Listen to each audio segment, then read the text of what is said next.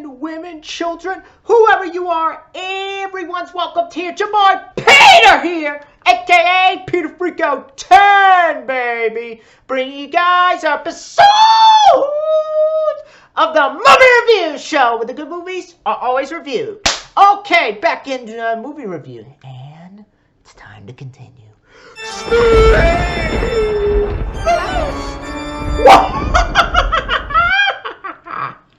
All right. Now, on today's episode, today we're taking a look at a film that, in the year it came out, took everyone by surprise. Not just based on the concept, but the marketing campaign behind it, with some even calling it a game changer. It was one of those films that nobody knew how it would work, and if it would work as well as it did. And what film is that, you may be asking? That film is none other than the Blair Witch Project. Now, is the hype warranted? Well, better grab your hat and coat and your camera, and let's film ourselves talking about the Blair Witch Project. Now, the Blair Witch Project, this is a film made in the year 1999, and it's written and directed by two guys, Eduardo Sánchez and Daniel Myrick, who this is their directorial debuts, even though Daniel Myrick helped on episodes of a TV show called Split Screen, which I haven't seen, so I cannot speak on it. But the idea for this film came about before the whole Scream craze in 1993, when Dan and Eduardo were students at the University of Central Florida. They were digging into documentaries based on paranormal phenomena, which they found scarier than the traditional horror movies coming out at the time. And they wanted to do something that had a documentary quality like those and bring in the traditional horror movie that were coming out at the time and their roots that they were taking on. And when writing the script, they looked into the Blair Witch legend as they did their research for the film, while also drawing influence from The Crucible, the Salem Witch Trials, The Legend of Boggy Creek, as well as horror movies they loved like The Shining, Alien, The Omen, and Jaws. Around this time, they had also started their own film company along with a few other guys. This would become known as Haxon Films. And they got a budget together of $35,000, which by the end ballooned to $60,000. Because they were going for a documentary sort of style, they decided to bring in unknown actors with strong improvisational skills, something of which they felt would make the film feel more realistic, as they decided to also have the actors use their real names once they found the perfect ones. So they began shooting in Maryland around the Seneca State Park in Montgomery County, Maryland. And because they were going for a found footage angle, they had the actual actors shoot the film themselves with the high-8 camcorder, with only one scene being an interview shot by someone else. For a few scenes where they interviewed the townsfolk, a few of them were actual townsfolk, with some being planted actors unbeknownst to the cast. And to make the film feel more authentic and play off the idea that they were in an actual documentary looking for stuff themselves, he would give the cast clues on where to go over a walkie-talkie. Once they found the particular area, they would find a tent set up and supplies needed. He would also instruct the group to use the walkie-talkies if there was an emergency or if they got lost, which ended up being 3 times. The cast were constantly in character throughout the production and would break character if they found that there was something going too far, there was something going on. And to make their reactions more authentic, they would warn them of the night attacks in the area, and they would have moments at random points where the crew would go out to the woods, unbeknownst to them, and mess with them at night, shaking the tents, breaking sticks, or even playing children laughing on a boombox to scare them. In fact, some of the scenes were so scary when they were shooting them that one of the actresses found herself hyperventilating after a scene. The team did come across some problems, as at one point, when they made it to a particular tent, the tent ended up being flooded and they had to go and find shelter and stay at a nearby hotel. But besides that, it all went according to plan. Shooting was supposed to finish on October 30th, but the battery on the camcorder died and they had to move it to a day later. By the end, the team had over 20 hours of footage for the film, with the original intent being to give it a higher resolution, but the film degraded when transferring the film to 35mm. With 20 hours of footage, they brought the film down to 81 minutes.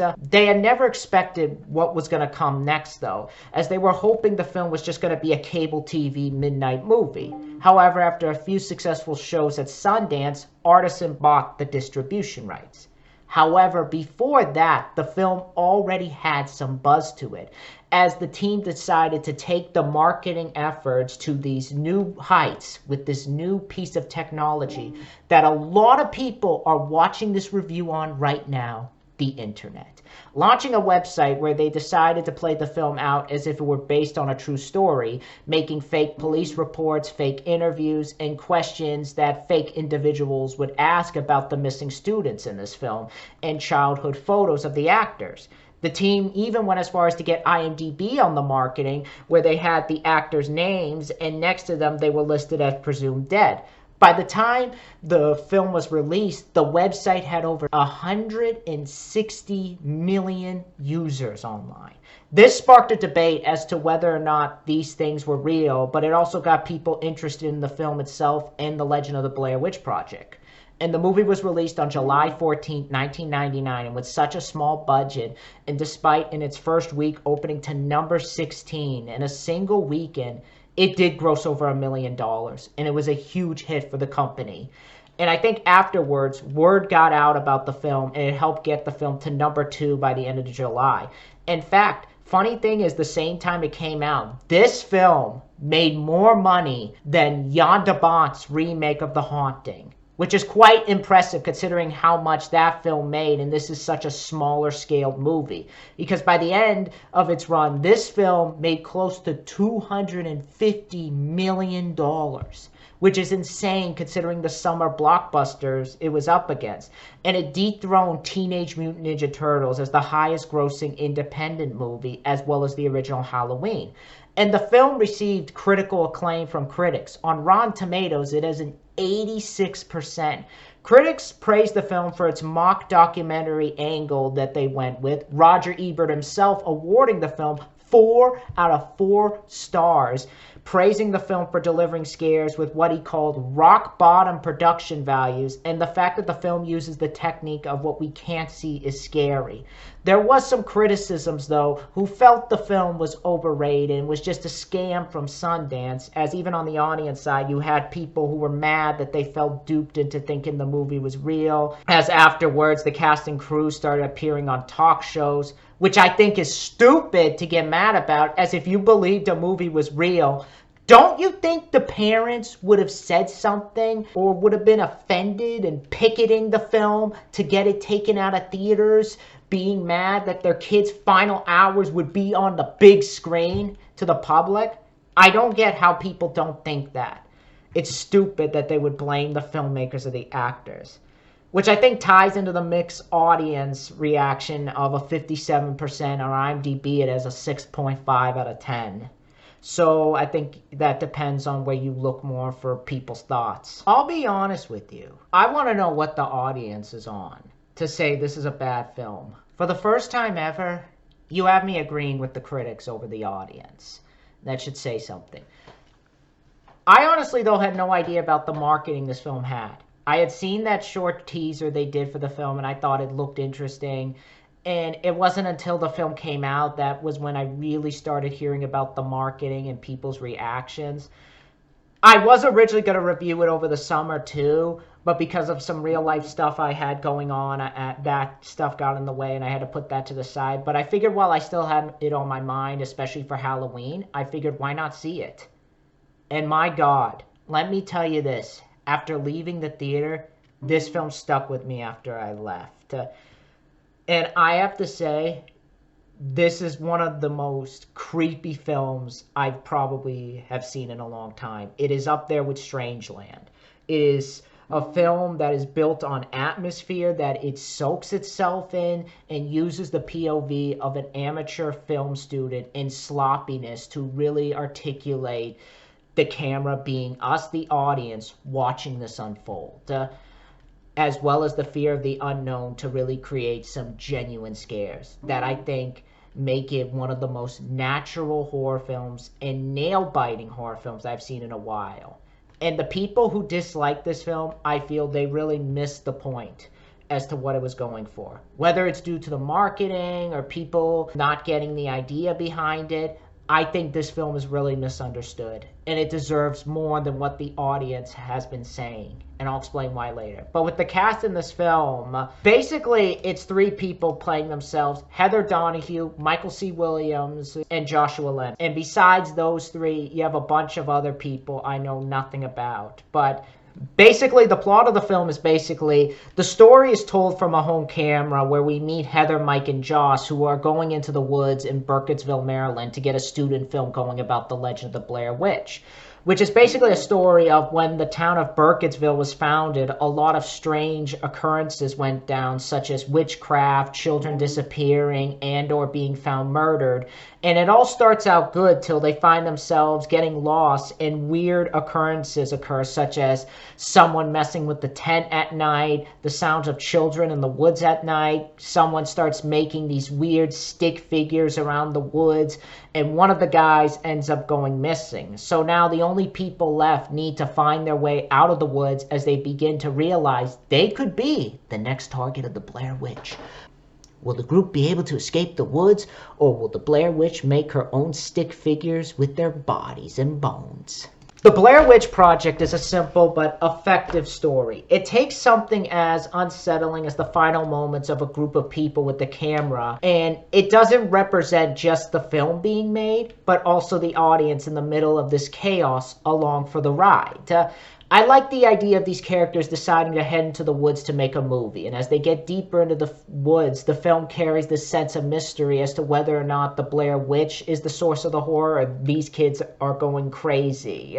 The film never goes out of its way to answer that question. Instead, the audience is left to ask this question. And it's really subtle with how it delivers the horror angle. It's not focused on using loud music and jump scares, but instead uses the woods as a source of atmosphere. No musical score also. And I thought that really allowed for the mind to really sink in the horror and setting and not taking you out of the moment of what the film was going for in the first place. So it achieves its horror with very little at its disposal, and it knows how to achieve the fear of the unknown and letting the audience come to their own conclusion as to whether or not these kids are insane or if there's a witch in the woods.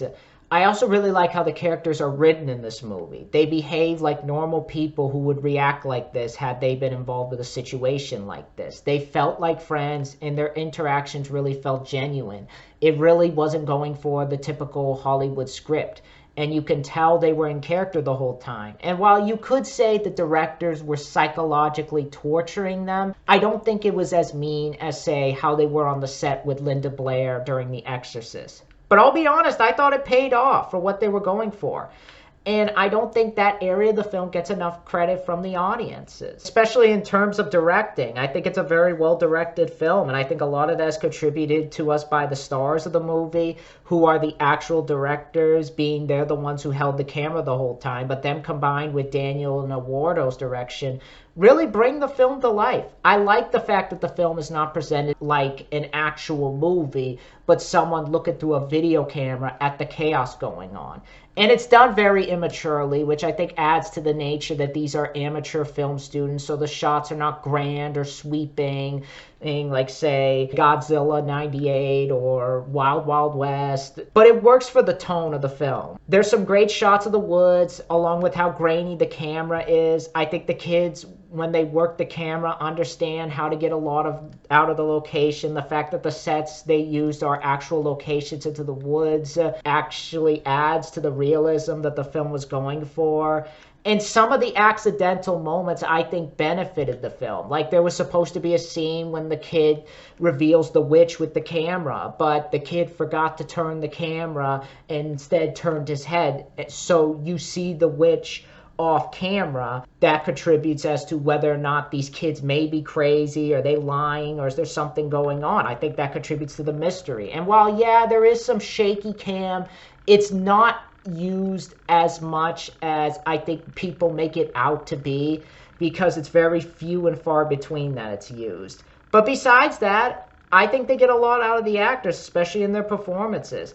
Heather especially, and how they react with each other. The scene in particular when they're in the woods and they start yelling at each other, basically because of what happened. And especially when it comes to the fact that they're playing alternate versions of themselves, especially when they're just set loose in the woods trying to figure stuff out. And considering the harsh weather conditions they were on, none of them deserved the flack that they got, because they were out in those woods surviving with the harsh weather conditions. And I think they did an amazing job. And the fact that none of them quit the film, I really got to commend them for that. Along with that, the acting from them is really solid. Heather Donahue does great as the lead girl. She had a cute personality. She wasn't obnoxious. She wasn't bitchy. She was an everyday, likable chick. And she had talent as an actor, especially the moment when she has the camera up to her face and she's crying about how sorry she is, which would become the film's poster. I thought she did well there. Josh, I also thought, did a good job. Of the three, he's definitely the one who's taking this seriously, and he's trying to be the voice of reason. That is until stuff goes down and Heather starts changing her attitude, and when you see what becomes of his character, it's shocking because he has such a screen presence that you wouldn't believe that to be the case. The last guy, Mike, is more the jokester of the group, of the three. He's the one that starts being jokey on the trip with the guys, but as they get deeper into the situation, basically, he starts to kind of straighten himself out and be more serious. I liked him because in other films, this guy would have annoyed me, but here, I liked his jokes. He wasn't relying on juvenile frat humor, and he was actually funny. And they felt rather natural, so I liked that. And all three of them, I thought, shared some good chemistry. Their friendship felt natural, didn't feel scripted, and I think the improvisation really helped with that. And you really care about them. That's why you wanted them to get out alive. And the other actors playing the locals do fine. Their scenes are just here and there. I do got to give it to some of the locals. I think despite the fact that they weren't acting, they definitely felt natural. And they offer enough for what they do. So the acting is really solid, especially from the main group. Now, in terms of effects, there's not much in the effects department because they were working with a budget that could only afford a bag of peanuts at a local market basket. So they're not heavy on effects unless you want to count the big stick dudes that have fur on them. One of them they call Chewbacca. I thought those look cool, but also the little present stick that has like dentures and a finger in there, that looked really good, but there's nothing much in terms of effects. But despite that area being lacking, I still found the film in general a unique and interesting experiment for a horror film that I think the critics understood more than the audiences.